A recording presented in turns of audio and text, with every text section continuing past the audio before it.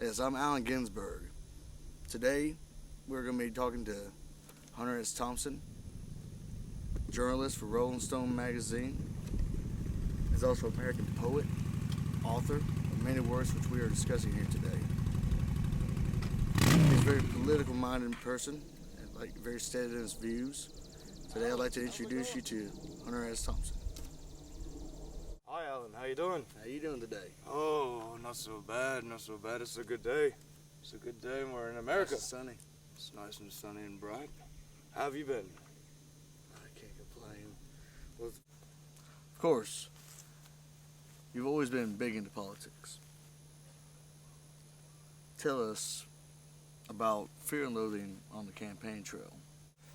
Fear and Loathing on the Campaign Trail pretty much chronicles the campaign between Richard Nixon and George McGovern in 1979. Of course, how do you feel about Richard Nixon? Richard Nixon? You mean the Antichrist? That Nixon? Oh, the brute, the beast. I explicitly wrote my feelings about that man in said novel, Fear and Loathing on the Campaign Trail of 1979. Nixon, he was a whore of a man for the people. A whore of a man and a horrible man, however you'd like to say. But interesting about the book, the Fear and Loathing on the Campaign Trail of 1979, I did not like the way the campaign was rolling along. It looked very much like Nixon was going to take on over. So I decided to run myself. Tell us about the long-haired hippie I've been hearing about. Now, my opponent in Kentucky, I began running for government. My opponent, he had short-cropped military-style hair. So I actually shaved my head completely bald and went on the campaign that you don't want this damn hippie running your country. Yes, tell us about the long-haired hippie. The long-haired hippie. He was a good man. He was a good man. He was a good sport. I, of course, did not win the election by any means. But I did get McGovern several more votes and gave this country a bit of a choice, a bit of a hope until that bastard Nixon. Tell us about your book, the novel Hell's Angels. That was your first one, right? Hell's Angels. That was a time in my life. I was sent by the Rolling Stone at the time I was working for them. I still do. But I was sent to cover this new fad, these motorcycle gangs in L.A. Run by a man named Sonny Barger, the Hell's Angels. We all know who they are now, but at the time, no one knew. Of course, Alan, Not too many. You got to hang out with these guys. Now, it started out not so bad. Now, actually, I've read the book, and you mentioned in the end about being beaten down by your fellow writers. How did that come to be? Well, everything didn't turn out so great. While I was chronicling these guys, I got to become great friends with them, and as a matter of fact, that's when I began riding a bike.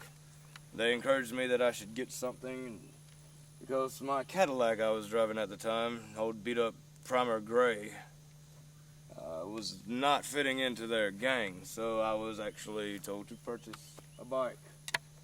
And I began riding along with these guys. Well, towards the end of the book, a horrible thing happened. Sonny was kicking around his dog and slapped his wife. And I walked up to him and I called him a punk. I said, only a punk would kick a dog and slap a woman. Well, these Hell's Angels, these brutes, these animals, these monsters, they all stick together right or wrong. And apparently I was wrong. And they handed my ass to me, pretty much like this.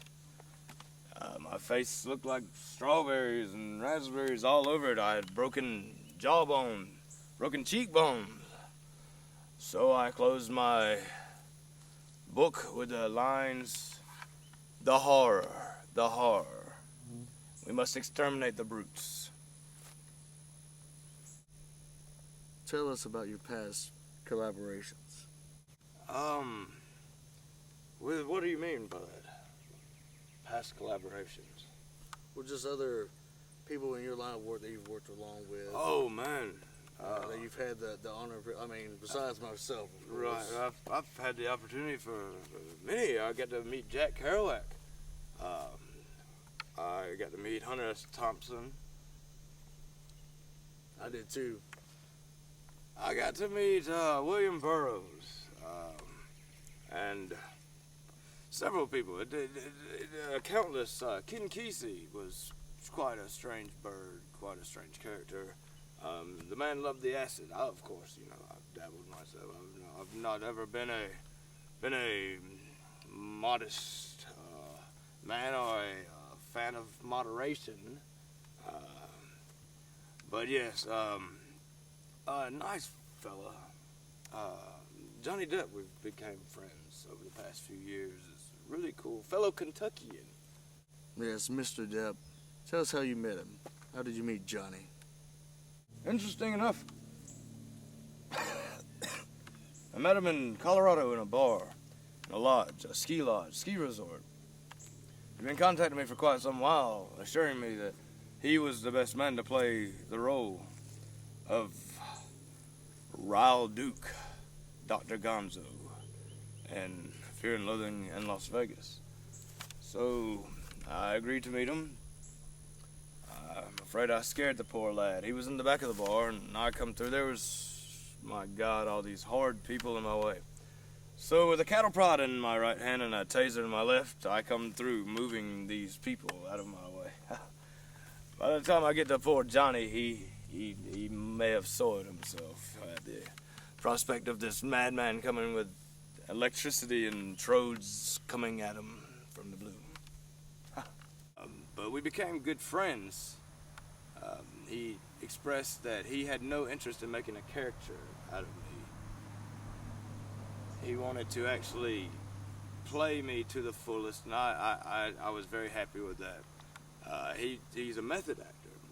You might not know him, and he actually wanted to shave his head.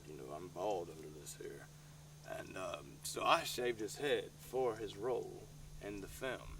And it's pretty interesting. The man, thank God he's a great actor, because we know he doesn't have much going for looks. So at least his acting's not so bad.